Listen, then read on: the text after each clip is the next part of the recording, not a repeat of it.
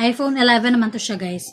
So, itong sukat niya is for iPhone 11 to 15 lang to, guys, sa soft silicone charger protector. Ayan.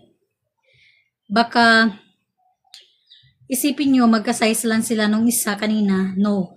Ibang yung size niya dito, guys. So, hindi basta-basta yung papasok yung ano nyo kung mali yung charger cable na protector yung bibilhin nyo. So, dapat double check nyo talaga. May iba't ibang kulay dito dyan, guys, ha, na nakapin. So, check nyo na lang yung gusto nyo.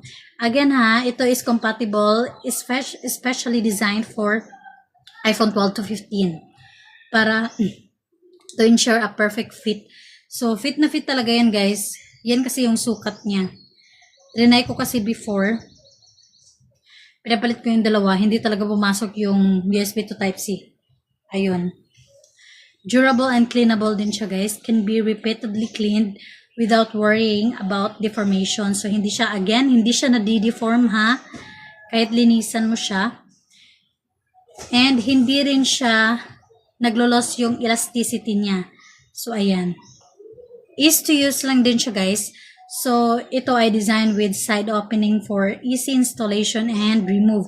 So, madali lang siyang install, madali lang din siyang i-remove.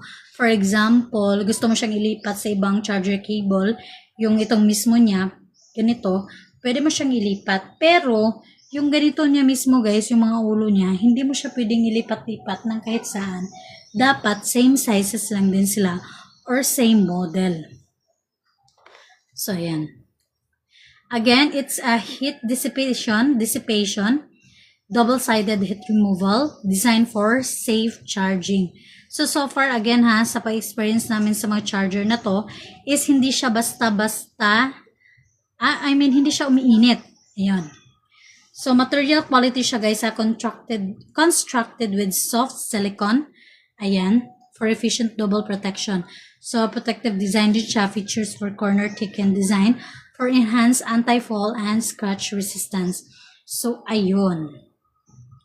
Wait ha. Parang, ilalagay ko lang to isa-isa kasi para hindi siya magpatumbak dito.